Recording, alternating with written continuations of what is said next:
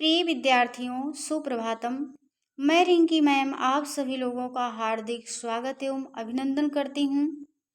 बच्चों, यह जो क्वेश्चन पेपर है या बिहार बोर्ड कक्षा 9 संस्कृत का है। 27 सितंबर को इसकी जो परीक्षा है संपन्न हुई थी।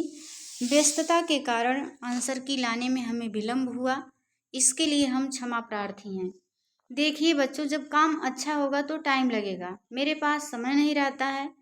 और दूसरी चीज़, हम सोच रहे थे आप लोगों को साक्ष्य दें, कौन सा प्रश्न किस चैप्टर से आया है, ताकि आपको अध्ययन करते समय आपके दिमाग में ये चीज़ें चलें कि सितंबर में ये प्रश्न इस पाठ से आया था, उस पाठ से आया था, यहाँ से उठाया था। ठीक है, इतना ही नहीं, ये जो प्रश्न व्याख्या है आपके लिए बहुत बहुत महत्वपूर्ण होने वाली है। अगले एग्जाम में, फिर अगस्त के लास्ट में आपका मंथली एग्जाम संपन्न होगा, या जो लोग संस्कृत विषय को लेकर के आगे बढ़ना चाह रहे हैं उनके लिए भी यह वीडियो महत्वपूर्ण है। जो लोग बीपीएससी के थ्रू शिक्षक भर्ती की तैयारी कर रहे हैं उनके लिए भी बहुत महत्वपूर्ण है। तो यह वीडियो सभी लोग देखिएगा। और पीपीटी वगैरह बनाने में हमें बहुत मेहनत करना पड़ा है, समय निकाल करके करना पड़ा है। तो अगर मेरी मेहनत आप लोगों को पसंद आए तो आप लोग वीडियो को लाइक कर सकते हो, कमेंट बॉक्स में अपने विचार दे सकते हो, आपका कोई डाउट्स हो तो उसको भी लिख सकते हो। समय मिलेगा तो हम आपके प्रश्न का उत्तर अवश्य देंगे। तो चलिए बिना विलंब किए हम लोग अपने प्रश्न पर आते हैं। पहला प्रश्न है, ज्ञानम भारा क्रिया बिना पाठ किस ग्रंथ का अंश है? तो आप लोग पाठ में भी पाठ 7 का है ये, क्योंकि जो आपके पाठ्यक्रम में किताब चलती है उसका नाम है पीयूषम भाग 1, और जो कक्षा 10 में किताब चलती है उसका नाम है पीयूषम भाग 2। यहाँ देखिए पीयूषम भी गलत लिखा गया है, जल्दी जल्दी टाइपिंग कर रहे थे तो उस समय हो गया गलत। कोई बात नहीं, आप लोग सुधार कर सकते हो।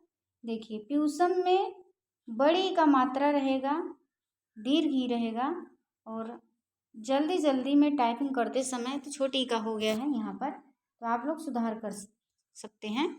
इतना होता जाता है, माइनर सा गलती है, कोई बात नहीं। तो चलिए हम देखते हैं, जब आप लोग खोलेंगे सप्तमा पाठा यानी कि पाठ 7 जब खोलेंगे तो जो भूमिका दी गई है उसकी पहली लाइन है, पंचतंत्र नामकस्य सांस्कृतिक कथा ग्रंथस्य अंतिमे तंत्रे विद्यमानाया कथाया संपादितः अंशो अयम पाठः। अब देखिए कितना सरल है, कितना इजी है। कोई बच्चा अगर पढ़ा होगा चैप्टर तो शुरू में ही देखिए वो पढ़ा होगा, शुरू की बातें तो नहीं भूलना चाहिए। मान लीजिए बीच में आपको भूल जाए, लेकिन चैप्टर का शुरुआत तो नहीं भूलना चाहिए। शुरुआत में पंचतंत्र का उल्लेख आया है कि जो यह ज्ञानम भारा क्रियाम बिना पाठ है, यह पंचतंत्र नामक संस्कृत के नीति परक कथा ग्रंथ के अंतिम तंत्र में विद्यमान कथा का संपादित अंश है। यह जो पाठ है नीति, आप पंचतंत्र का नाम सुने होंगे, इसके बारे में आप लोगों को बहुत डिटेल से हम पढ़ाए थे, याद भी करवाए थे। 5 तंत्रों का जो नाम है, जो बच्चे मेरी क्लास देखे होंगे उनको पता होगा कि कितने अच्छे से हम आप लोगों को कंठस्थ करवाए थे। वो बच्चे तो सही कर ले गए होंगे। उसी में 5 तंत्र है, तो जो अंतिम 5वां तंत्र है उसी में यह इसके जो आपका उसका एक छोटा से अंश आपके पाठ्यक्रम में इस कहानी में रखा गया है। अंतिम तंत्र में बहुत सारी कहानियां हैं, उसी एक कहानी का बहुत छोटा से अंश आपके पाठ में संपादित किया गया है। तो आपका उत्तर क्या सही होगा? पंचतंत्र। विकल्प क्या सही होगा? विकल्प बी सही है, पंचतंत्र। यानी कि ज्ञानम भारा क्रियाम बिना पाठ पंचतंत्र के अंतिम तंत्र से लिया गया है। ये भी जान लीजिए, पंचतंत्र के अंतिम तंत्र से लिया गया है। तो आपका विकल्प क्या सही हो गया? बी। सभी लोग कॉपी और पेन लेकर के बैठेंगे, प्रश्न नोट करेंगे, उसका उत्तर नोट करेंगे। इसमें से 2-3 क्वेश्चन हम दावे के साथ कह रहे हैं कि 2-3 क्वेश्चन आपके अगस्त में फिर एग्जाम होगा, उसमें रिपीट होगा। ठीक है, अगस्त में रिपीट हो या ना हो, अगर संस्कृत विषय को आप आगे लेकर के चलना चाह रहे हैं, अगर कोई वनडे भी देते हैं, पंचतंत्र हुआ, हितोपदेश हुआ, मृच्छकटिकम हुआ, कादम्बरी हुआ, ये कुछ ऐसी रचनाएं हैं फेमस की जो आपके वनडे एग्जाम में भी पूछी जा सकती हैं। अगर आगे आप अपने जीवन में कुछ करना चाह रहे हो तो जो प्रश्न पढ़ रहे हो उसे अपने दिमाग में सेव कर लेना, अपने मेमोरी में, कभी डिलीट नहीं करना है, आगे भी काम आने वाला है। पंचतंत्र किसकी रचना है?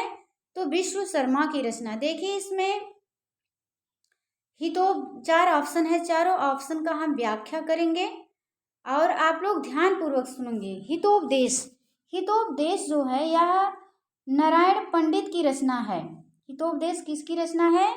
नारायण पंडित की रचना है। एक मिनट, हाँ, हितोपदेश नारायण पंडित की रचना है। कॉपी पेन लेके बैठो, नोट करो हितोपदेश किसकी रचना है, तो नारायण पंडित की। इसमें 4 तंत्र हैं। जो आपका हितोपदेश है इसमें 4 तंत्र हैं। पहले तंत्र का नाम है मित्र लाभ, दूसरे का सुहृद भेद, तीसरे का विग्रह और चौथे का संधि। पंचतंत्र या विश्व शर्मा की रचना है, इसमें 5 तंत्र है। देखिए हितोपदेश में एक चीज बताना भूल गए, कहीं कहीं 4 तंत्र, मुख्य रूप से तो 4 तंत्र हैं, कहीं कहीं उपसन क्या उसको कहते हैं, भूमिका को भी ले लेता है, प्रस्तावना को मान करके 5 तंत्र मान लेता है, लेकिन वो गलत है। 4 ही तंत्र माना जाता है। कई एग्जाम में, झारखंड पीजीटी में भी पूछा गया था कि हितोपदेश में कितने तंत्र हैं, तो 4 तंत्र हैं। हितोपदेश पंचतंत्र से ही कुछ सिलेक्टेड श्लोक लिए हैं नारायण पंडित जी, उसी को लिख करके उसको अपना एक ग्रंथ बना लिए हैं, उसका नाम हो गया है हितोपदेश। तो पंचतंत्र से ही कहानियां ली गई हैं, हितोपदेश में भी पंचतंत्र का ही भाग है अगर कहा जाए। और पंचतंत्र इसमें नाम में ही आ गया है पंचतंत्र, तो ये तो भूलने वाली बात ही नहीं हुई कि पंचतंत्र में कितने तंत्र हैं। अगर आपके पास थोड़ा सा दिमाग होगा तो आप 5 तंत्र मार सकते हैं, लेकिन यहाँ ज्ञानम भारा क्रियाम बिना, यहाँ तो इस शीर्षक में कहीं पंचतंत्र का उल्लेख नहीं है, तो पढ़ाया गया है, आप लोग आसानी से सही कर सकते हैं। मुझे उम्मीद है कि सभी लोग सही किए भी होंगे। तो आपका विकल्प बी सही है, पंचतंत्र। अब अगला प्रश्न है, पंचतंत्र के रचनाकार कौन है? देखिए अभी तो बताए हैं, आगे तो क्या सही होगा? पंचतंत्र के रचनाकार कौन है? विष्णु शर्मा। आपका विकल्प डी सही होगा, विष्णु शर्मा। पंचतंत्र के रचनाकार कौन है? विष्णु शर्मा। हितोपदेश पूछा जाएगा तो नारायण पंडित। अब 4 ऑप्शन है, चारों का हम व्याख्या करेंगे। नारायण पंडित, हितोपदेश, बाण भट्ट की कादम्बरी है, बहुत फेमस है, बहुत फेमस कथा है। आप लोग कभी समय मिले तो इसको पढ़िएगा। भर्तृहरि, तीसरा ऑप्शन भर्तृहरि है। भर्तृहरि का नीच शतक बहुत प्रसिद्ध है, रचनाएं तो और इन्होंने लिखी है, लेकिन जो नीच शतक है बहुत महत्वपूर्ण है।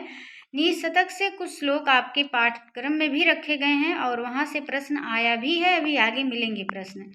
और विष्णु शर्मा की क्या है? तो पंचतंत्र है। चलिए यहाँ देखिए हम लिखे भी हैं, आप इसको नोट कर सकते हो। कॉपी, बार बार कह रहे हैं कि कॉपी पेन ले करके बैठो बच्चों, आप नोट करते जाओ, कहीं याद भी करते जाओ। नारायण पंडित, हितोपदेश, बाण भट्ट कादम्बरी, भर्तृहरि नीच शतक, विष्णु शर्मा पंचतंत्र। सभी लोग नोट करो। पंचतंत्र में भाग है 5, मित्र भेद, मित्र संप्राप्ति, काकोलुकी, लब्ध प्रणांश, अपरीक्षित कारक। देखिए तो जो आपका पाठ ये पाठ है ज्ञानम भारा क्रियाम बिना, तो ये इसी अपरीक्षित कारक का अंश विशेष है, थोड़ा से छोटा से अंश दिया गया है। अगला प्रश्न है, बुद्धि को किसने श्रेष्ठ बताया, किससे श्रेष्ठ बताया गया है? तो आप लोग पढ़े होंगे तो सभी को पता चल गया होगा कि बुद्धि को किससे श्रेष्ठ बताया गया। ऑप्शन ए है धन से, ऑप्शन बी है ज्ञान से, ऑप्शन सी है विद्या से, ऑप्शन डी है शास्त्र से। तो क्या किससे श्रेष्ठ बताया गया है? विद्या से। आपका विकल्प सी सही है। बुद्धि को विद्या से श्रेष्ठ बताया गया है, यानी कि अगर जब तक आपको व्यवहारिक ज्ञान नहीं है तो आपकी जो विद्या है वह नीरस मानी जाएगी। यह क्वेश्चन पार्ट 7 पेज संख्या 42 से है। तो चलिए, पार्ट 7 का मतलब है कि उसी चैप्टर से आया है, ज्ञानम भारा क्रियाम बिना। ये भी प्रश्न उसी चैप्टर से है। तो आपका विकल्प सी है। बुद्धि को किससे श्रेष्ठ बताया गया है? तो बुद्धि को विद्या से श्रेष्ठ बताया गया है।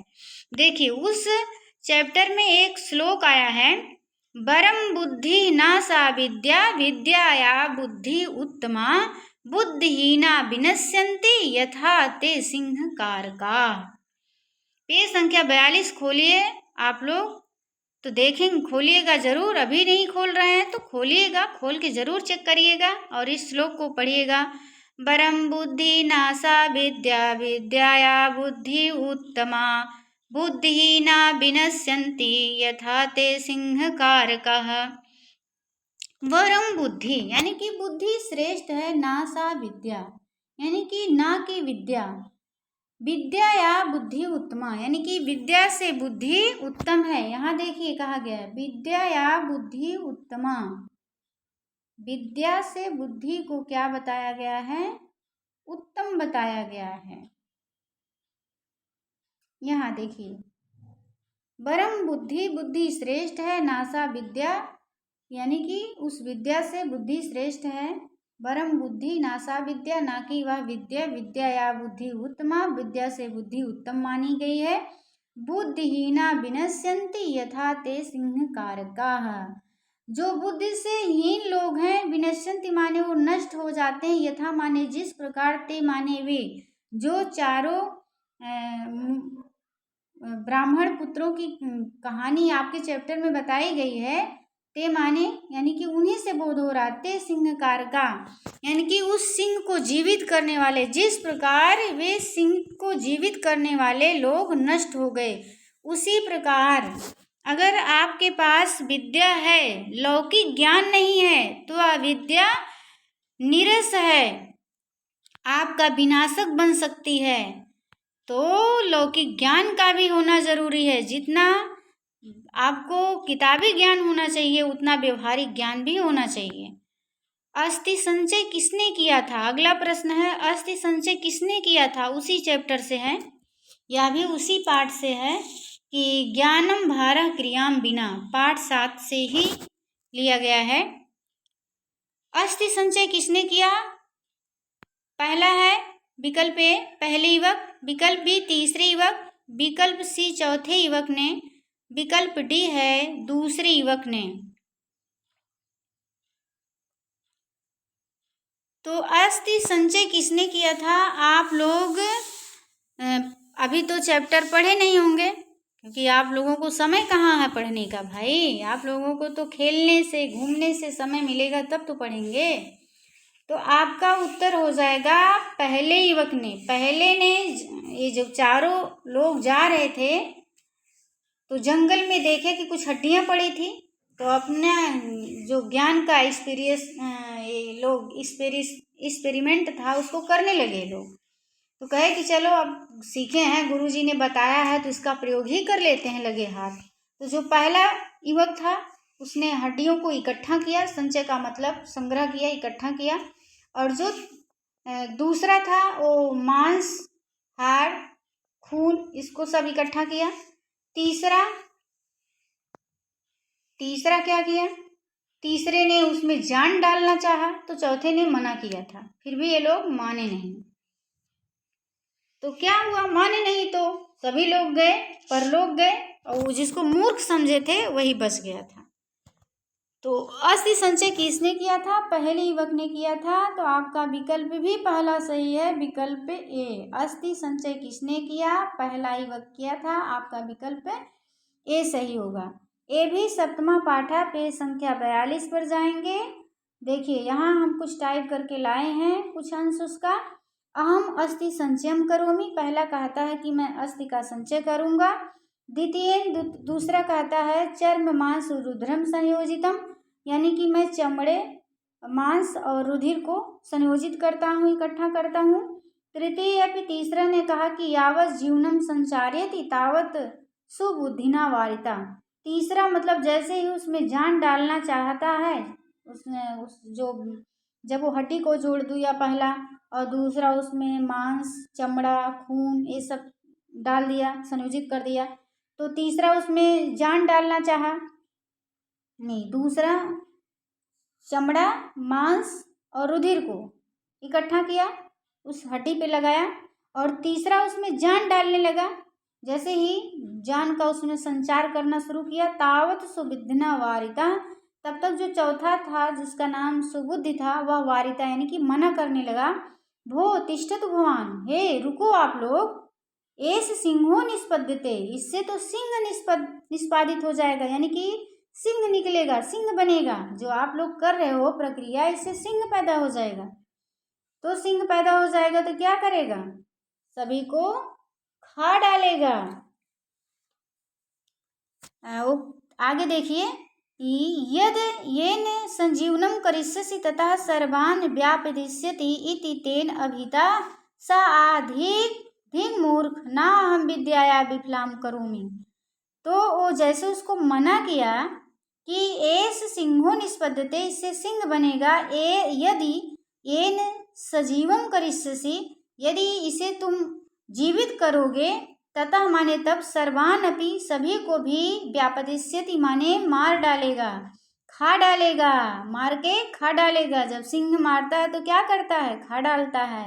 इति तेन अभितम, ऐसा उसने कहा। तो सा आह, तो जो तीसरा था वो कहा, धिक मूर्ख, धिक्कार है मूर्ख तुम्हें, ना हम विद्या या विफलाम करूँगी, अपने मैं विद्या को विफल नहीं करूँगा। तो ऐसा आप लोगों को नहीं करना है। अगर आपका मित्र सही कह रहा है तो उस चीज़ को मानना है आप लोगों को। तो अस्थि संचय किसने किया? पहले युवक, आपका उत्तर सही है। अगला प्रश्न है, क्रिया के अभाव में भार तुल्य किसे कहा गया है? विकल्प ए है बुद्धि, विकल्प बी है विद्या, विकल्प सी है ज्ञान, विकल्प डी है धन। तो इसमें कहा क्रिया के अभाव में भार तुल्य किसे कहा गया है? तो ज्ञान को कहा गया है। ज्ञानम भारः क्रियाम विना। तो ज्ञान, आपका विकल्प सी सही है। ज्ञान क्या सही है? सी सही है। प्रश्न संख्या 5 है, क्रिया के अभाव में भार तुल्य किसे कहा गया है? तो ज्ञान को कहा गया है, विकल्प सी। इसका भी स्रोत सप्तमा पाठा पेज संख्या 43। अब देखिए, अवसेन्द्रिय चित्तानाम हस्ति स्नानम यु क्रिया दुर्भगा भरण प्रायो ज्ञानम भारा क्रियाम विना। अवसेन्द्रिय चित्तानाम हस्ति स्नानम यु क्रिया दुर्भगा भरण प्रायो ज्ञानम भारा क्रियाम विना। दुर्भगा भरण प्रायः हस्ति स्नानम यु क्रिया। दुर्भगा भरण यानी कि जिस प्रकार कुरूप लोगों को अलंकार से, आभूषण से अलंकृत करना, हस्ति स्नानम यु क्रिया यानी कि हाथी को स्नान करने के समान होता है। जिस प्रकार कुरूप लोगों को आभूषणों से अलंकृत करना हाथी को स्नान कराने के समान होता है, उसी प्रकार अवसेन्द्रिय चित्तानाम यानी कि जिस व्यक्ति के इंद्रियां और मन बस में नहीं हैं, जिस व्यक्ति के इंद्रियां और मन बस में नहीं है, वह कैसा है? उसका जो ज्ञान है भार के तुल्य है। ज्ञानम भारः क्रियाम विना, उसका ज्ञान भार के तुल्य है। एक बार आप लोग पुनः देखें इस अर्थ को। अवसेन्द्रिय चित्तानाम हस्ति स्नानम यु क्रिया दुर्भगा भरण प्रायो ज्ञानम भारा क्रियाम विना। दुर्भगा भरण प्राया यानी कि जिस प्रकार कुरूप व्यक्ति को आभूषणों से अलंकृत करना, हस्ति माने होता है हाथी, स्नानम यु क्रिया यानी कि स्नान कराने के समान होता है। जिस प्रकार किसी कुरूप व्यक्ति को आभूषणों से अलंकृत करना हाथी के स्नान कराने के समान होता है। उसी प्रकार जिसके इंद्रिय यानी कि वसेंद्रिय चित्तानाम ज्ञानम भारम क्रियाम बिना, जिसके इंद्रिय तथा मन अपने बस में नहीं है, उनका ज्ञान लौकिक व्यवहार के अभाव में भार स्वरूप अर्थात प्राण घातक होता है। उसी प्रकार जिसके इंद्रिय और मन बस में नहीं होते हैं, उनका ज्ञान लौकिक व्यवहार के अभाव में भार स्वरूप यानी कि भार के समान होता है, अर्थात प्राण घातक होता है, जैसा कि आप लोग कहानी में देखें। अब चलते हैं हम लोग प्रश्न संख्या 6 पर।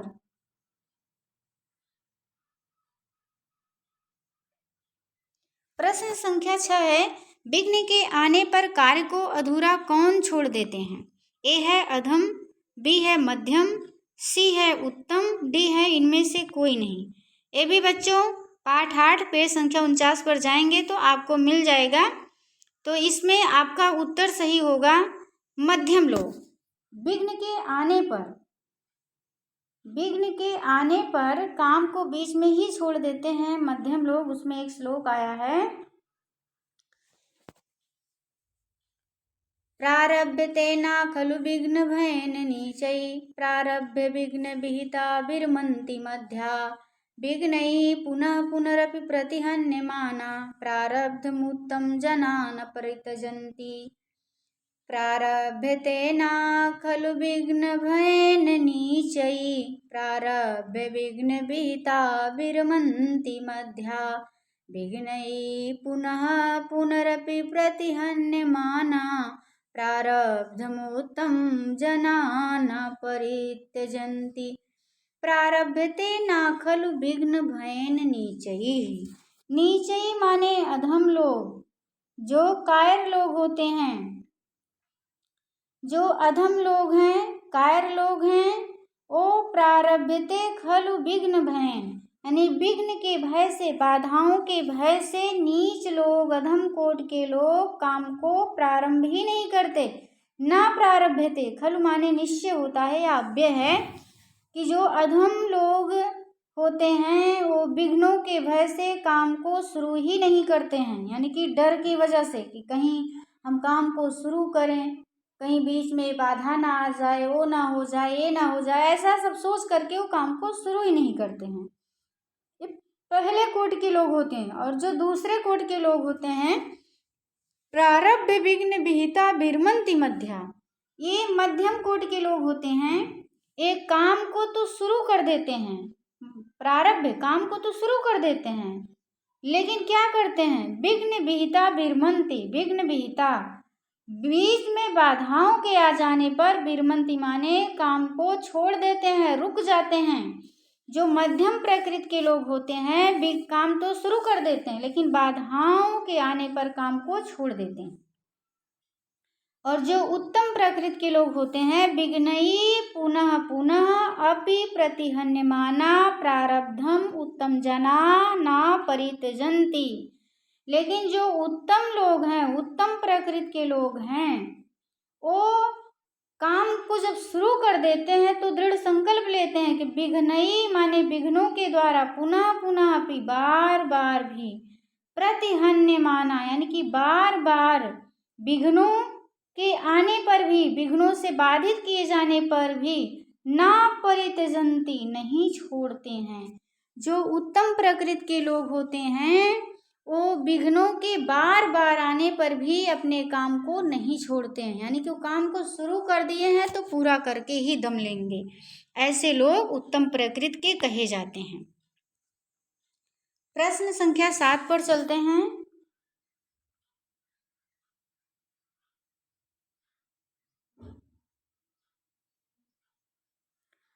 प्रश्न संख्या 7 है, निम्नलिखित में से कौन पशु के समान विचरण करते हैं? विकल्प ए है विद्या रहित मनुष्य, विकल्प बी है गुण रहित मनुष्य, विकल्प सी है तप रहित मनुष्य, डी है इनमें से सभी। तो आपका जो उत्तर सही होगा तो इनमें से सभी सही होगा, विकल्प डी इनमें से सभी। आप लोग नीत पद्यानि नामक चैप्टर खोलिए उसमें देखिए, उसमें दिया गया है, एक श्लोक दिया गया है। ये भी जो है पेज संख्या 49 पर जाइएगा। हाँ, पेज संख्या 49 पर जाइएगा तो उसमें दिया गया है, येषां न विद्या न तपो न दानं न चापि शीलं न गुणो न धर्मः ते मर्त्यलोके भुवि भारभूता मनुष्यरूपेण मृगाश्चरन्ति। यह जो श्लोक है नीत पद्यानि भर्तृहरि का एक ग्रंथ है, नीत शतक, उसी से लिया गया है, जो आपके पाठ में नीत पद्यानि नामक शीर्षक से अवतरित है। इसमें भर्तृहरि जी कह रहे हैं कि ऐसाम न विद्या, जिसके पास विद्या नहीं है, ना तपो, ना तो तप है, ना ज्ञान दानम, ना तो दान देने की क्षमता है, ना चापि शीलम, ना तो चरित्र है, ना तो शील है, ना गुणो, ना तो गुण है, ना तो धर्मा, ना तो धर्म है। ते मर्त्यलोके, ऐसे लोग इस मृत्यलोक में, भुवि माने पृथ्वी पर, भारभूता माने भार स्वरूप, मनुष्य रूपेण मतलब मनुष्य के रूप में, मृगाचरन्ति पशुवत विचरण करते हैं। यहाँ मृग से तात्पर्य पशु से है। भर्तृहरि जी कह रहे हैं कि जिस व्यक्ति के पास ना तो विद्या है, ना तो तप है, ना तो दान है, ना तो शील है, ना तो गुण है, ना तो धर्म है, ऐसे व्यक्ति इस मृत्यु लोक में पृथ्वी पर भार स्वरूप मनुष्य के रूप में पशुवत विचरण करते हैं। तो इसमें सभी आ गया, विद्या रहित मनुष्य, गुण रहित मनुष्य, तप रहित मनुष्य, तो आपका विकल्प डी सही हो जाएगा इनमें से सभी। चलिए हम लोग प्रश्न संख्या 8 पर चलते हैं। मैं विद्या को विफल नहीं करूँगा, किसने कहा था? तो इसके पहले जो प्रश्न आया था उसमें हम व्याख्या कर चुके हैं, फिर भी आप लोग देख सकते हैं। मैं विद्या को विफल नहीं करूँगा, तो आपका विकल्प सी सही होगा। तीसरे युवक ने कहा था कि मैं विद्या को विफल नहीं करूँगा, विकल्प सी तीसरा युवक। पहले ने हड्डियों को इकट्ठा किया था, दूसरा चमड़ा मांस रुधिर को इकट्ठा किया, तीसरा उसमें जान डालने जा रहा था, चौथा मना किया, तो तीसरा बोलता है कि मैं अपने विद्या को विफल नहीं करूँगा। तो आपका विकल्प सी सही है। यहाँ भी देख सकते हो आप लोग, देखिए जब वो कह रहा कि यद एनम सजीवम करिष्यसि तथा सर्वानपि व्यापादिष्यति इति तेन अभितम स आ धिक मूर्ख न अहम विद्या विफलाम करोमि। देखिए वो कह रहा कि यदि एन सजीवम करिष्यसि, यदि तुम इसे सजीव करोगे यानी कि इसमें जान का संचार करोगे, तथा माने तब, सर्वान माने सभी को, अपमाने भी, व्यापदिष्यत माने मार डालेगा, इति माने ऐसा, तेन माने उसने, अभितम माने कहा, स आ, तो तीसरा स तीसरे के लिए आया, यहाँ मिट दिख नहीं रहा है, ढका है, तो स आ उसने कहा धिक मूर्ख, धिक्कार है मूर्ख तुमको, ना अहम विद्यायाम विफलाम करोमि, न मैं अपने विद्या को विफल नहीं करूँगा। ततः तेन अभितम, तब उसने कहा, तहिर प्रतीक्षस्व क्षणम यावद वृक्षम आरोहामि तथा अनुष्ठते यावत् सजीवः कृतः तावते त्रयो अपि सिंहेन उत्थाय व्यापादिताः स च पुनः वृक्षात् अवतरति गृहं गतः अतः उच्यते। यहीं पर वह श्लोक कहा गया है। देखिए बच्चों, बात तो मानना ही चाहिए, यही है। इन लोगों को तो किताबी ज्ञान था, गुरु ने बताया था ऐसा ऐसा करोगे, तो ये लोग इस अपने विद्या का प्रयोग करने लगे, लेकिन इनको लौकिक ज्ञान नहीं था कि सिंह कहीं किसी को छोड़ता नहीं है अपने शिकार को, ये है लौकिक ज्ञान। और तीसरे को किताबी ज्ञान, चौथा जो था क्षमताम, उसका नाम सुबुद्धि था, उसको विद्या कम आती थी, यानी कि किताबी ज्ञान उसको कम था, लेकिन उसको लौकिक ज्ञान था, उसको पता था कि सिंह किसी को छोड़ता नहीं है। तो सिंह जब सामने हम लोगों को देखेगा छोड़ेगा नहीं। चलिए वहीं कहा गया है, अवसिंद्री चित्तानाम हस्त स्नानम यु क्रिया दुर्भगा भरण प्रायो ज्ञानम भारा क्रियाम बिना। अगला प्रश्न है, विपत्ति के समय महापुरुष किस गुण को धारण करते हैं? विकल्प ए है क्रोध, बी है दया, सी है धैर्य, डी है भय। तो विपत्ति के समय महापुरुष किस गुण को धारण करते हैं? धैर्य। आप लोग भी धैर्य को धारण करना सीखिए, महान पुरुष बनिए।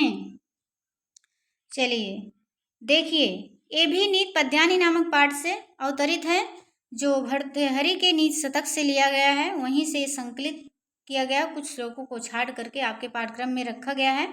भर्तृहरि जी कह रहे हैं, विपति धैर्य मेधाभ्युदये क्षमा सदसि वाक्पटुता युधि विक्रमः यशसि चाभिरुचिर्व्यसनं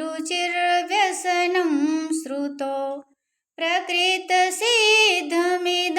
हि महात्मनाम्। विपति धैर्यं यथाभ्युदये क्षमा। भर्तृहरि जी कह रहे हैं कि विपत में धैर्य, अभ्युदय माने उन्नत के समय क्षमाशील होना चाहिए, सदस्य माने सभा में, वाक्पटुता सभा में कैसा होना चाहिए, यानी कि चतुराई से बातचीत करना चाहिए, सभा में चतुराई से बातचीत करने का गुण होना चाहिए। युद्ध विक्रमा, और युद्ध में कैसा होना चाहिए, युद्ध में पराक्रमशील होते हैं कैसे लोग, प्रकृत सिद्धम इदम ही महात्मा, जो महात्मा लोग होते हैं विपत में धैर्यशील होते हैं, उन्नत के समय क्षमावान होते हैं, और सभा में चतुराई पूर्वक बोलने की कला होती है उनमें, युद्ध विक्रमा, और युद्ध क्षेत्र में वो पराक्रमी होते हैं, बहादुर, अपनी बहादुरी का परिचय दिखाते हैं, परचम लहराते हैं युद्ध में। यशसि चाभिरुचि व्यसनम श्रुतो प्रकृत सिद्धम इदम ही महात्मा। यशसि चाभिरुचि, और यश में रुचि रखते हैं, और व्यसनम श्रुतो, यानी कि यशसि चाभिरुचि व्यसनम श्रुतो, और अपनी बड़ाई सुन करके, अपनी प्रशंसा सुन करके वो कभी गौरवान्वित नहीं होते हैं, कि घमंड नहीं करते हैं कि चार लोग मेरी बड़ाई कर दिए तो हम घमंड से एकदम चूर हो गए कि हम तो बहुत अच्छे आदमी हैं। नहीं, ऐसा महात्माओं में गुण नहीं होता है। प्रकृत सिद्धम इदम, और जो महात्मा लोग होते हैं व्यसन से भी दूर रहते हैं, व्यसन का मतलब जो बुरी आदतें होती हैं उससे भी दूर रहते हैं। प्रकृत सिद्धम इदम ही महात्मनाम, ये महात्माओं का प्रकृत सिद्ध गुण है। ऐसा ऐसा जो भर्तृहरि ने इसमें गिनाया है, ये महात्माओं का प्राकृतिक रूप से मिला हुआ गुण है, प्रकृति सिद्ध गुण है। चलिए अगले प्रश्न पर चलते हैं। नृत्य का कौन सा भेद माधुर्य का सूचक है? ए है हल्लीस, बी है संभा, डी है लास, सी है लास, डी है टांडो। तो प्रश्न संख्या 10 है। ये भी आपके पाठ 9 पेज संख्या 51 पर आप जाएंगे तो मिल जाएगा। 9वां पाठा है बिहारस्य सांस्कृतिक वैभवम। सांस्कृतिक वैभवम पाठ को जब खोलेंगे तो उसमें मिलेगा नृत्य का कौन सा भेद माधुर्य का सूचक है। तो आपका विकल्प सी सही होगा, लास्य। क्या सही है? लास्य। देखिए यहाँ भी हम इसको कलेक्ट करके लाए हैं, आ जाइए आप लोग नीचे थोड़ा से। और प्रश्न क्या है? प्रश्न पूछा जा रहा है कि नृत्य का कौन सा भेद माधुर्य का सूचक है। तो दिखा रहे हैं आप लोगों को, आ जाइए इस पैराग्राफ पर। नृत्यं भाव प्रकाशकं वर्तते। आचार्य ज्योतिश्वर ठकुरेण वर्णरत्नाकरे नृत्यस्य लास्य टांडो संभा हल्लीस रसकेति बहवो भेदाः कथिताः तत्र लास्यं माधुर्यभाव सूचकं भवति। तो आपका उत्तर क्या सही है? लास्य, जो कि यहाँ पर दिया गया है। जब पाठ को आप पढ़ेंगे चैप्टर को तो आपको कोई भी कठिनाई नहीं आने वाली है। सारा प्रश्न आपके पाठ्यक्रम से ही आया है, कुछ बाहर से नहीं आने वाला है। इसलिए सभी लोग ज़्यादा से ज़्यादा किताब का अध्ययन करिए। चलिए अगले प्रश्न पर चलते हैं। प्रश्न संख्या 11।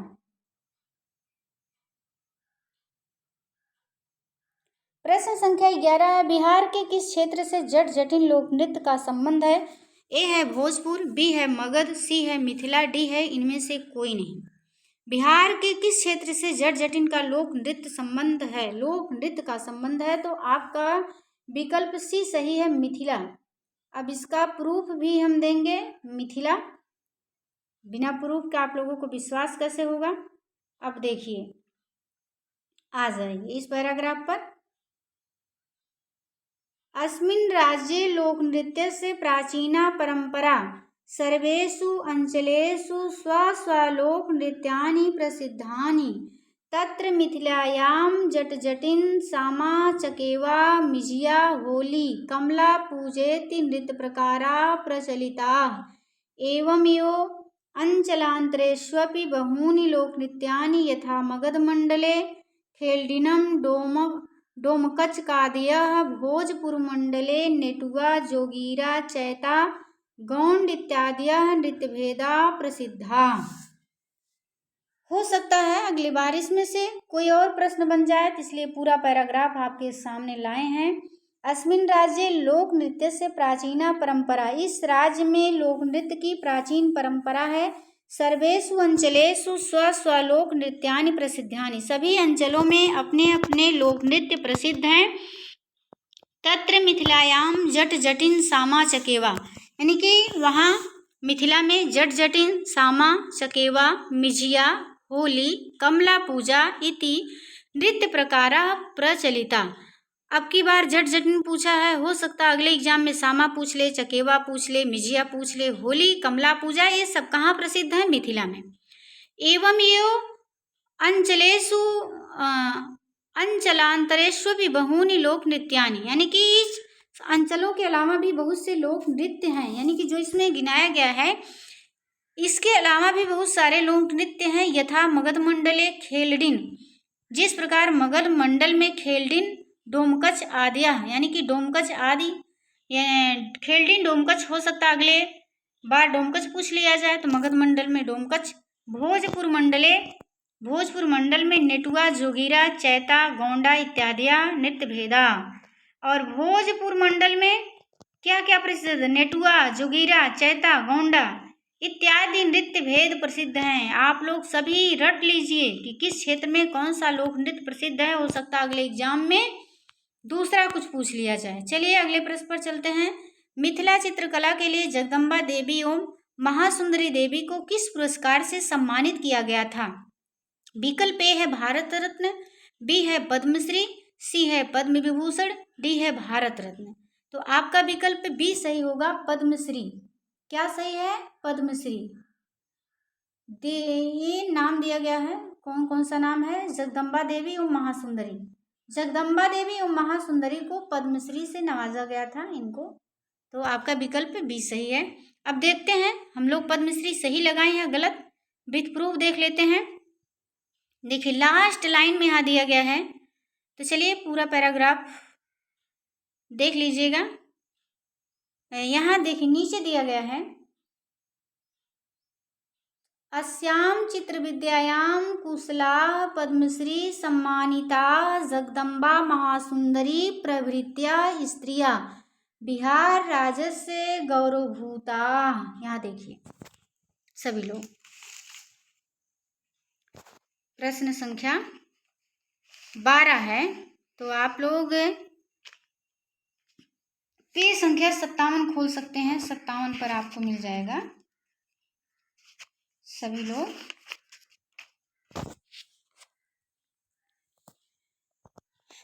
एक मिनट, हाँ यहाँ से एक बार फिर से राज्य अस्मिन से। राज्ये अस्मिन् सर्वेषु अंचलेषु चित्रकलाया प्रचलनं संस्कारकार्येषु दृश्यते। मिथिला क्षेत्रे देव पूजना, यहाँ मिट गया है, हाँ मिथिला क्षेत्रे देव पूजना अवसरे है, देव पूजन अवसरे है, आप लोग जानते रहेंगे। संस्कारोत्सवेषु च स्त्रीभिः भूमौ अल्पना भित्तिचित्राणि च निर्मीयन्ते। तानि च चित्राणि प्रायः गृहे प्राङ्गणे भित्तौ तुलसी चत्वरे कोहबर गृहे च रच्यन्ते इयं हि चित्रकला इदानीं मिथिला चित्रकला नाम्ना विख्याता जाता।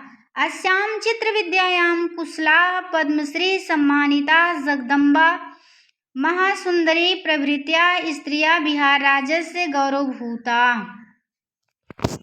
देखिए, राज्ये अस्मिन् सर्वेषु अंचलेषु चित्रकलायाः प्रचलनम, यानी कि इस राज्य में सभी अंचलों में चित्रकला का प्रचलन संस्कार कार्येषु दृश्यते, संस्कार कार्यों में दिखाई देता है।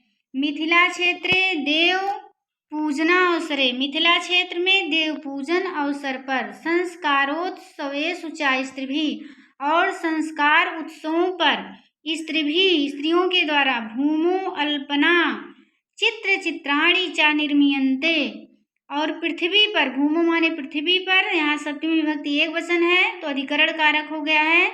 भूमो अल्पना भित्ति चित्राणि च निर्मीयन्ते, भूमि पर और भित्ति माने दीवारों पर, अल्पना चित्रों को, निर्मीयन्ते माने बनाया जाता है।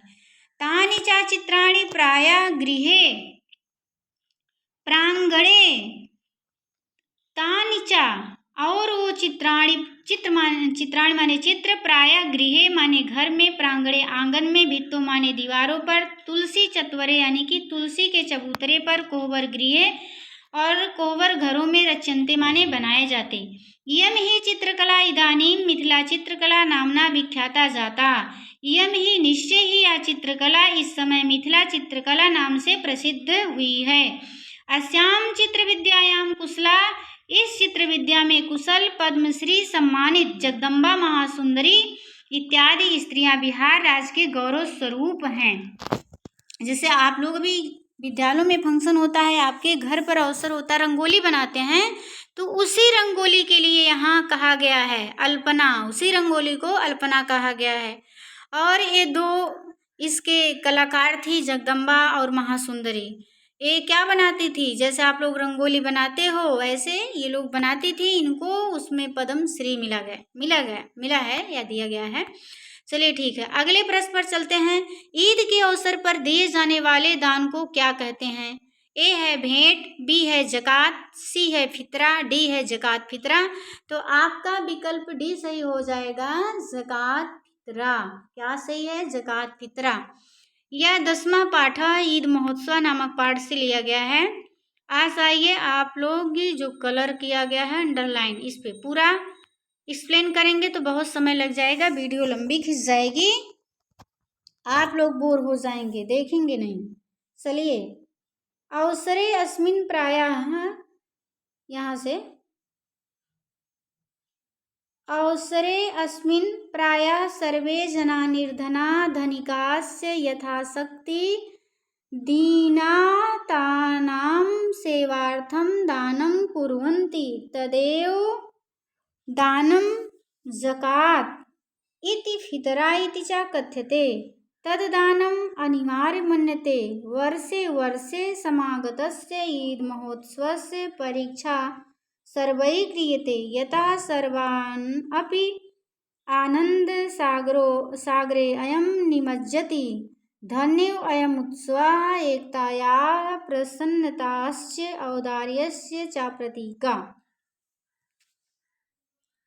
आप लोग ईद महोत्सव नामक पाठ को खोल करके पढ़ सकते हैं। आपको यहाँ दिखाना मेरा उद्देश्य है तदेव दानम जकात फितरा, यानी कि ईद का त्यौहार मुस्लिम भाइयों का बहुत बड़ा त्यौहार है। जैसे हम लोगों का दीपावली है, होली है बड़ा त्यौहार, वैसे मुस्लिम भाइयों का बड़ा त्यौहार है ईद।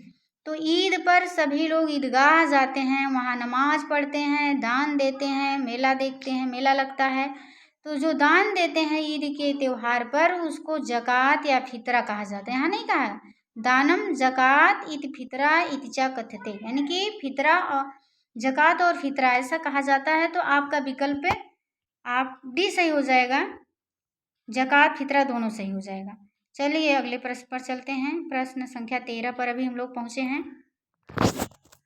प्रश्न संख्या 14 पर चलते हैं।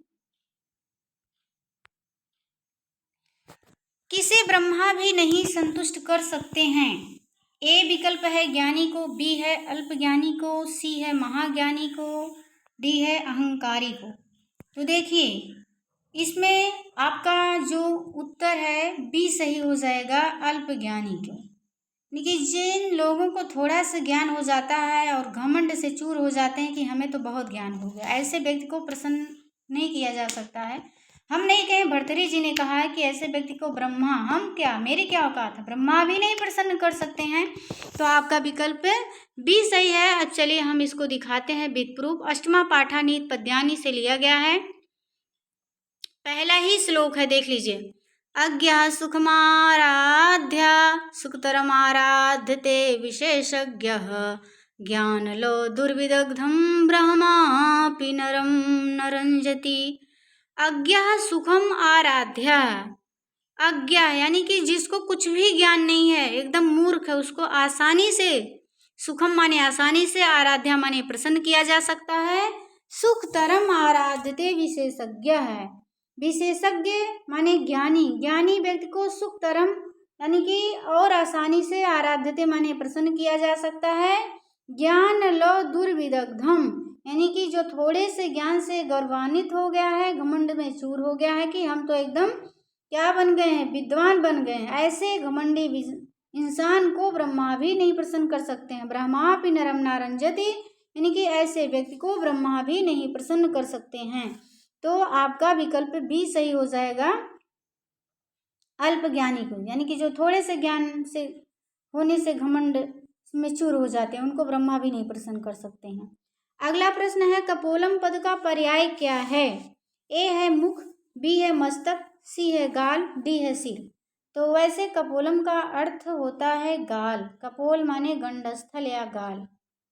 कपोल माने क्या होता है, गंडस्थल या गाल। हम लोग 15वें प्रश्न पर पहुंच गए हैं और ये पाठ 8 से लिया गया है। पेज संख्या 51 पर जाएंगे तो दिया गया है, यहाँ देखिए दिया गया है कपोलम माने गंडस्थल या गाल। इस पे आइए, देखिए कपोलम माने गंडस्थल या गाल। अब कभी नहीं भूलेगा आप लोगों को, कपोलम माने क्या होता है, गाल।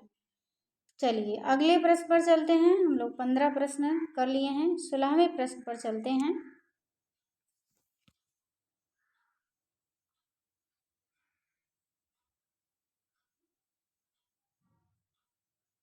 सोलहवां प्रश्न है, गुरवी पद में कौन सा स्त्री प्रत्यय है। ए है गीस, बी है गीन, सी है गीप, डी है ती।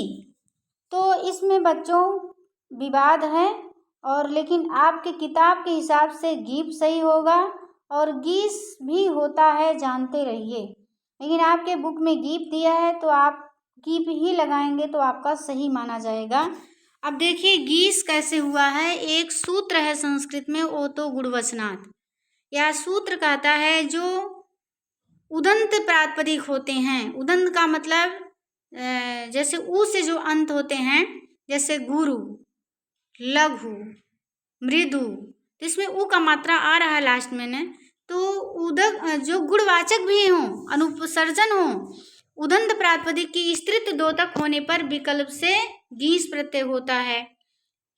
सूत्रावतरण गीप, गीस, गीन, इन तीनों प्रत्ययों में गीस प्रत्यय अन्यतम है। उसके लिए वो तो गुणवचना सूत्र की भगवान पाणिनि ने रचना की है। बच्चों देखिए ये सूत्र विकल्प से कर रहा है, यानी कि आपका जो शब्द हो गुणवाचक हो और उदंत प्रातिपदिक हो, तो वहाँ स्त्रीत्व की विवक्षा में हम गीस प्रत्यय विकल्प से करते हैं। अगर गीस ना लगाना चाहें तो हम गीप करते हैं। आप देखिए उदंत प्रातिपदिक के उदाहरण है मृद्वी, मृदु, लघवी, लघु, लघवी जो बना है लघु से बना है, गुरवी जो है गुरु से बना है, तंती तनु से बना है, पृथ्वी पृथु से बना है, साध्वी, पटवी, पटु इत्यादि उदंत गुणवाचक के उदाहरण हैं। तो देखिए जानते रहिए आप लोग। लेकिन आपकी किताब में जो दिया है हम उसको भी दिखा दें। गुरवी, यहाँ गुरु धन गीप प्रत्यय लगा है, स्त्रीवाचक शब्द बनाने के लिए गुरु से गुरवी बना है गीप प्रत्यय। तो आप गीप लगाएंगे तो सही होगा, और जो लोग घीस लगाए हैं उनका भी सही है, क्योंकि घीस प्रत्यय विकल्प से होगा, वो तो गुणवचनात् सूत्र से। क्योंकि आपकी किताब में गीप दिया है तो आप गीप ही लगाना, सही माना जाएगा। चलिए, हम लोग कितने प्रश्न कर लिए हैं अभी तक? कितने प्रश्न हो गया है? प्रश्न संख्या 16। चलिए 17वें पर चलते हैं। प्रश्न संख्या 17।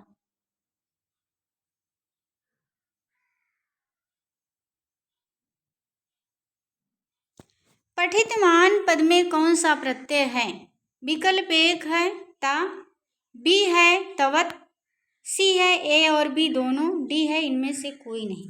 तो आपका विकल्प इसमें बी सही है, तवत प्रत्यय है, तवत प्रत्यय है।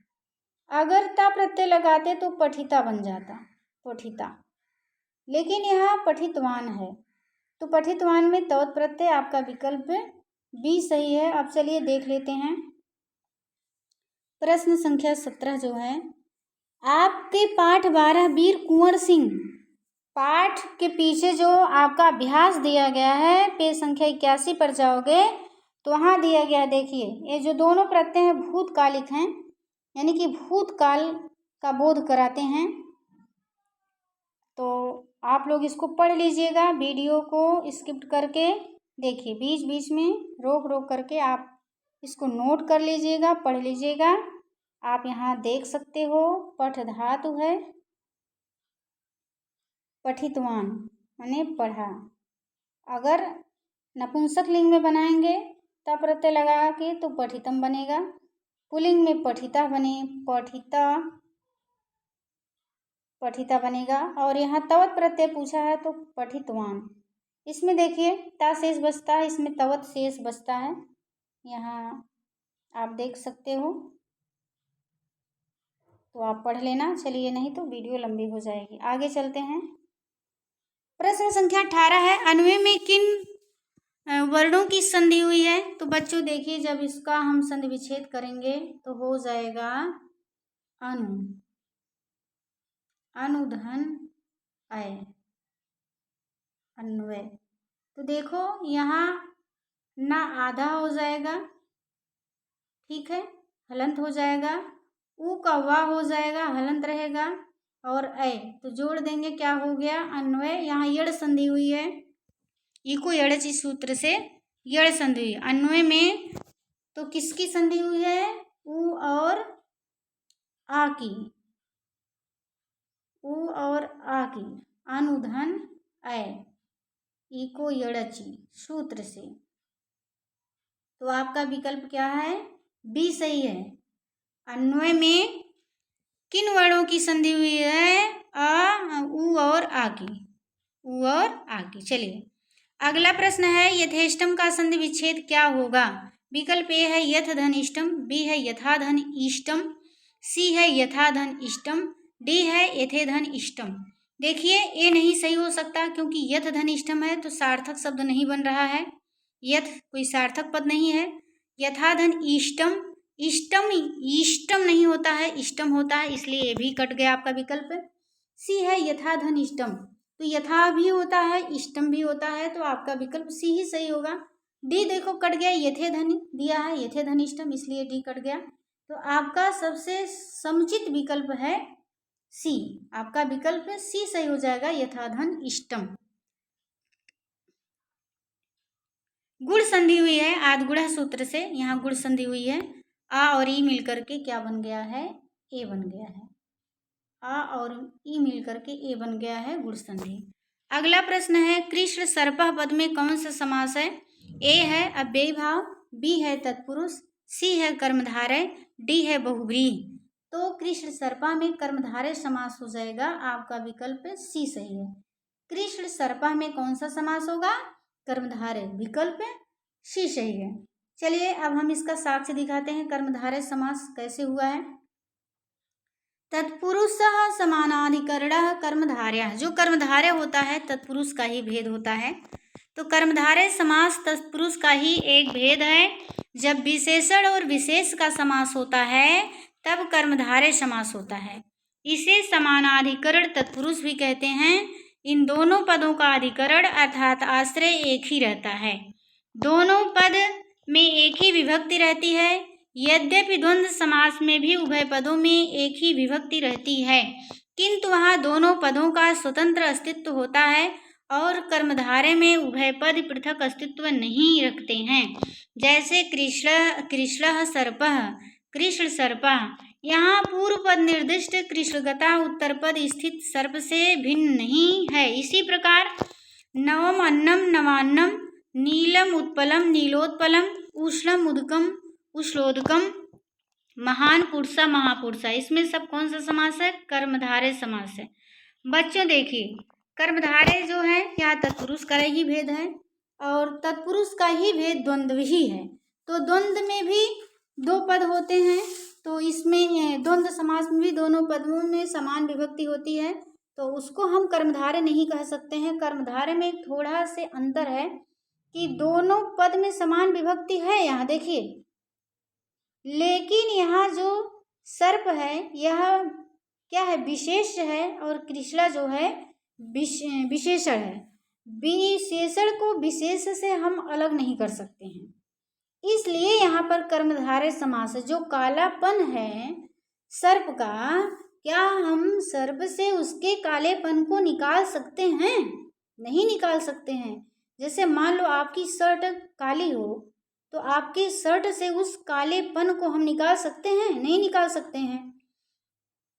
और उसमें क्या होता है? उसका अस्तित्व अलग अलग होता है द्वंद्व का, जैसे दाल भात, भाई बहन, दिन रात, तो उसका अलग अलग अस्तित्व, लेकिन इसका नहीं है। हम काले को सांप से अलग कर देंगे तो इस कृष्ण सर्पा में समास कर्मधारय समास हो ही नहीं सकता है। और वही बात है नवान्नम, अन्न कितने हैं? नौ, नए हैं। न अन्न कैसा है? नया है। नवा अन्नम, नौ माने नया, अन्नम माने अन्न। अन्न कैसा है? नया है। तो अन्न से उसके नएपन को हम नहीं हटा सकते हैं। नीलम उत्पलम, उत्पलम माने कमल होता है, नीलम माने नीला, नीला कमल है तो कमल से उसके नीलेपन यानी कि उसके रंग को हम अलग नहीं कर सकते हैं। उष्णोदकम, उदक माने जल होता है बच्चों, उष्ण माने गर्म। अगर गर्म जल है तो जल से हम उसके गर्मपन को हटा देंगे तो कैसे कर्मधारय समास होगा? नहीं हो सकता है तब। महान पुरुषा, महापुरुषा यानी कि पुरुष से उसकी महानता को हम हटा देंगे तो कर्मधारय समास हो ही नहीं सकता है, उसको हटा भी नहीं सकते हैं, इसलिए महापुरुषा में भी कर्मधारय समास हुआ। चलिए, हो सकता है अगली बार नवान्नम में पूछ लिया जाए, नीलोत्पलम में पूछ लिया जाए कौन सा समास है, तो क्या लगाएंगे? कर्मधारय लगाएंगे। चलिए, हम लोग कितने प्रश्न अभी तक देख लिए? 20 प्रश्न, 10 प्रश्न और है। 21वें प्रश्न पर चलते हैं। दान बीरा, दान बीरा का समास विग्रह क्या होगा? विकल्प ए है दानाई बीरा, बी है दानेन बीरा, सी है दाने बीरा, डी है दानम बीरा। तो आपका विकल्प सी सही हो जाएगा, दाने बीरा, यानी कि दान में वीर। यहाँ सप्तमी विभक्ति एक वचन का प्रयोग है दाने में, तो अधिकरण कारक सप्तमी तत्पुरुष समास हो जाएगा। एक सूत्र है सप्तमी सौंडही, ये सूत्र कहता है जो निपुण होते हैं किसी गुण में, आप निपुण हो, चतुर हो, चालाक हो, तो उसमें सप्तमी तत्पुरुष समास हो जाता है सप्तमी सौंदर्य सूत्र से।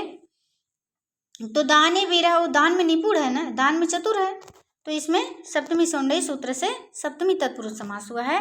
कि अगर तत्पुरुष समास का नाम पूछेगा तत्पुरुष लगाएंगे, अगर विग्रह पूछेगा तो दाने बीरा हो जाएगा। अगला प्रश्न है, अभियुक्त में कौन सा उपसर्ग है? बच्चों यहाँ उपसर्ग पूछा गया है, तो आपका पहला विकल्प है अभी, और दूसरा विकल्प है अपि, तीसरा विकल्प है अति, चौथा विकल्प है अभि। तो आपका ए विकल्प सही हो जाएगा। क्या सही हो जाएगा? अभि।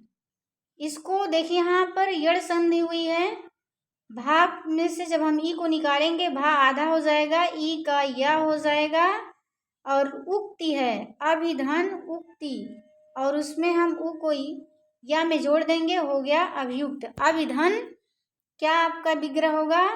अभिधन उक्ति, अभिधन उक्ति।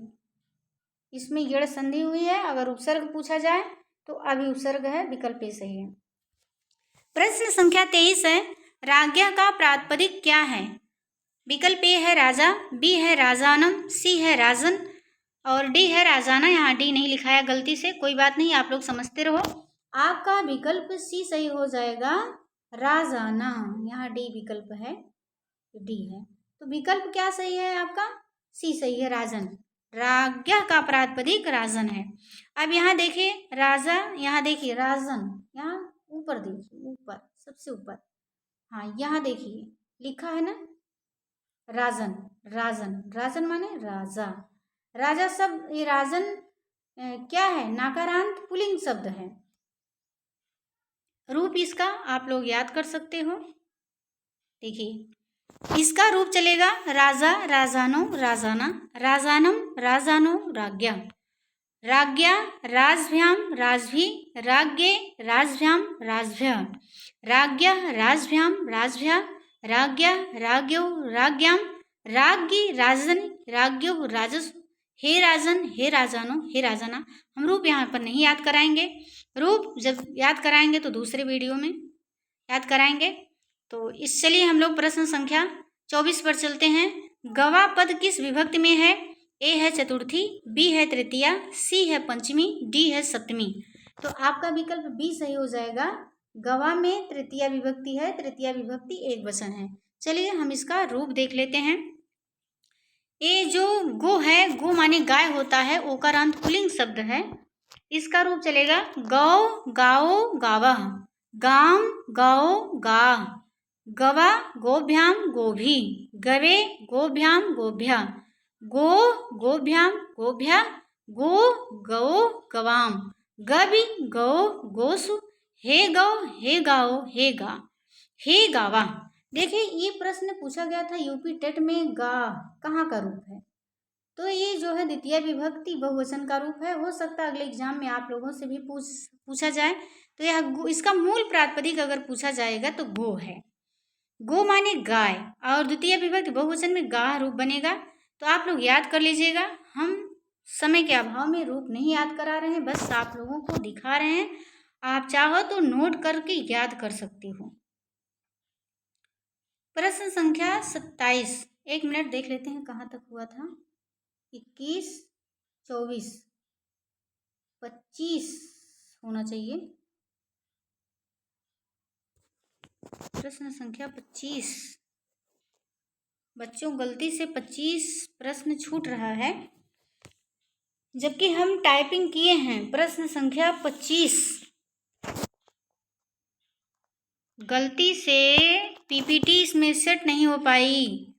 तो चलिए हम उसको बता देते हैं। आप लोग पेपर आप लोगों के पास होगा, आप लोग उसको नोट कर सकते हो। 2 प्रश्न बच्चों छूट गया है, इसके लिए क्षमा प्रार्थी हैं। और हम पीपीटी बड़े शिद्दत से बनाए थे आप लोगों के लिए, हमें बड़ा पछतावा हो रहा है। तो प्रश्न संख्या 25 है, भवत पुल्लिंग शब्द में षष्ठी विभक्ति द्विवचन का रूप क्या होगा? विकल्प ए है भवता, बी है भवद्भ्याम, सी है भवतो, डी है भवताम। तो बच्चों भवत शब्द में षष्ठी विभक्ति द्विवचन का रूप होता है भवतोः, भवतोः। यानी कि प्रश्न संख्या 25 का उत्तर सी सही है, भवतोः, भवतोः सही है। क्या बताएं, इसका हम सब कुछ पीपीटी बनाए थे, बहुत पछतावा हो रहा है। कोई बात नहीं, चलिए आप मुंह से बोल दे रहे हैं। प्रश्न संख्या 26 है, सेवा में किस लकार का रूप है पूछा गया है।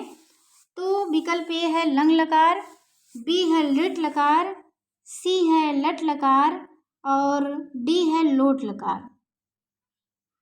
तो सेवा में यह लट लकार का रूप है। अब क्या बताएं, हमें तो ऐसे अच्छा नहीं लग रहा है बिना पीपीटी दिखाए आप लोगों को।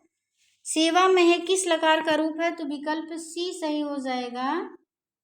प्रश्न संख्या 26, प्रश्न संख्या 26 में विकल्प सी सही है बच्चों, लट लकार। सेवा में लट लकार का रूप है, लट लकार का है। चलिए 2 प्रश्न मिस हो गया आप लोगों का। अब हम लोग प्रश्न संख्या 27 पे आते हैं। ऐच्छन का मूल धातु क्या है? ए है ऐच्छ, बी है ईक्ष, सी है ईश, डी है ईस। तो देखिए बच्चों, आप लोगों को विथ प्रूफ लाए हैं। इस माने इच्छा करना, चाहना किसी चीज को। तो देखिए उसमें विकल्प में आपका इच्छ भी दिया है, इस भी दिया है। तो विकल्प तो दोनों सही हो रहा है, लेकिन सबसे ज्यादा सही इस है। इच भी होगा, इसका इस का इच होता है, इच भी दिया विकल्प में, दोनों सही हो जाएगा। लेकिन जब इस भी है तो हम इसी पर लगाएंगे, इसी पर अपना उत्तर लगाएंगे। देखिए तो आपका विकल्प क्या सही है? सी सही है। सही तो ये भी है, लेकिन हम सबसे सही इसको मानेंगे कि मूल प्रातिपदिक पूछा है, मूल धातु पूछा है। क्षम्यताम, मूल धातु, धातु माने क्रिया होता है, धातु का अर्थ जो होता है क्रिया होता है। तो ऐच्छन एक धातु रूप है और इसका मूल धातु पूछा है तो इस धातु होगा। अब देखिए इसका हम लंग लकार में रूप चलाएंगे, लंग लकार में, बिधले लकार में। और पूछा क्या है? ऐच्छन पूछा है ना, ऐच्छन। वो पीपीटी ये भी कट गई है, पीपीटी। 1 मिनट, इसका अभी रुक जाइए, आप लोगों को हम बता देते हैं।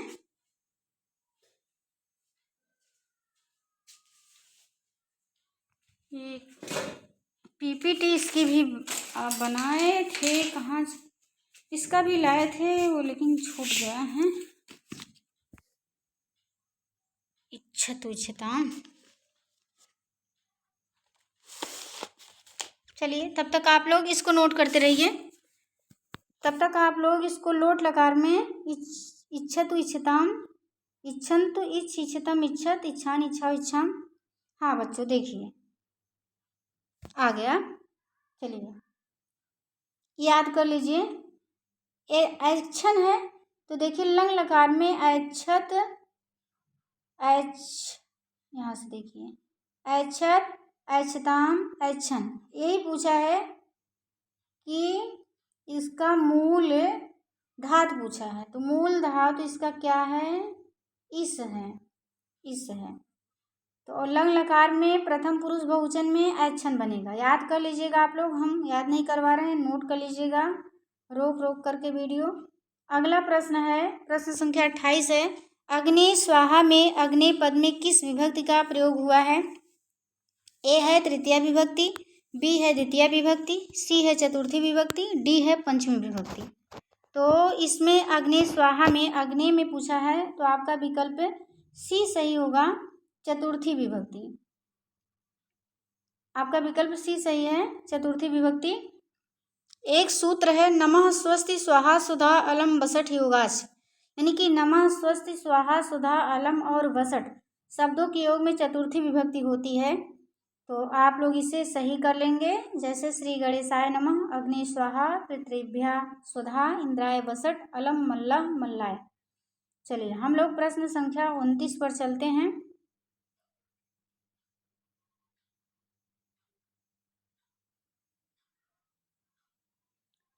प्रश्न संख्या 29 है, स्प्री। स्प्री माने चाहना, धातु के योग में किस विभक्ति का प्रयोग होता है या किस विभक्ति का व्यवहार किया जाता है? विकल्प ए है पंचमी विभक्ति, बी है षष्ठी विभक्ति, सी है तृतीय विभक्ति, डी है चतुर्थी विभक्ति। तो स्प्री माने चाहना, इस धातु के योग में चतुर्थी विभक्ति का प्रयोग किया जाता है। आपका विकल्प डी सही है। क्या सही है? डी सही है। अब इसको देख लीजिए, एक सूत्र है स्पृहेरिप्सिता। इस सूत्र कहता है स्प्री इच्छा, धातु के योग में जिस चीज की इच्छा होती है उसमें चतुर्थी विभक्ति होती है। जैसे पादाय स्पृहंति नेतारा, यानी कि नेता लोग पद को चाहते हैं। ज्ञानाय स्पृहति ज्ञानी, ज्ञानी ज्ञान को चाहता है। जिसको चाहोगे उसी में चतुर्थी विभक्ति होगी। ठीक है, चलिए अगले प्रश्न पर चलते हैं। यह अंतिम प्रश्न है। सहार्थी तृतीया सूत्र का उदाहरण निम्नलिखित में से कौन है? ए है सीता रामेण सह वनम गतवती, बी है सा हर्षेण हसति, सी है रामा विप्राय गाम ददाति, डी है वृक्षात पत्राणि पतन्ति। तो आपका विकल्प ए सही होगा। सहार्थे तृतीया सूत्र का उदाहरण है सीता रामेण सह वनम गतवती। आपका विकल्प ए सही होगा। अब देख लीजिए, एक सूत्र है सहार्थे तृतीया। ये कहता है सह साकम सार्धम समम। शब्दों का अर्थ होता है साथ, और इसके योग में जो अप्रधान होता है उसमें तृतीया विभक्ति होती है। जैसे रामेण सह सीता गच्छति। अच्छा बताइए, जाने वाला प्रधान है ना, सीता प्रधान है ना, कि ना कि जिसके साथ जा रही हैं। तो जिसके साथ जा रही वो तो अप्रधान है, जाने वाला प्रधान सीता है, लेकिन अप्रधान में तृतीया विभक्ति का प्रयोग होता है। रामेण सह सीता गच्छति सीतिया साकं लक्ष्मणः तिष्ठति। सीता के साथ लक्ष्मण बैठे हैं। तो ये रहा आज आप लोगों का सितंबर माह में हुए एग्जाम का क्वेश्चन पेपर का व्याख्यात्मक हल। बच्चों 2 प्रश्न का पीपीटी बीच में छूट गया, उनका उत्तर हम आपको बता दिए हैं। उसके लिए क्षम्यताम, हमें पछतावा हो रहा है, आत्मग्लानि हो रही है। अगर मेरी मेहनत आप लोगों को पसंद आए, वीडियो पसंद आए, तो आप लोग लाइक और चैनल को सब्सक्राइब करिएगा। अपने विचार कमेंट बॉक्स में अवश्य दीजिएगा। सभी लोग पूरा वीडियो सुनिएगा। आज के लिए इतना ही। नमः संस्कृताय। जय हिंद, जय भारत, वंदे मातरम।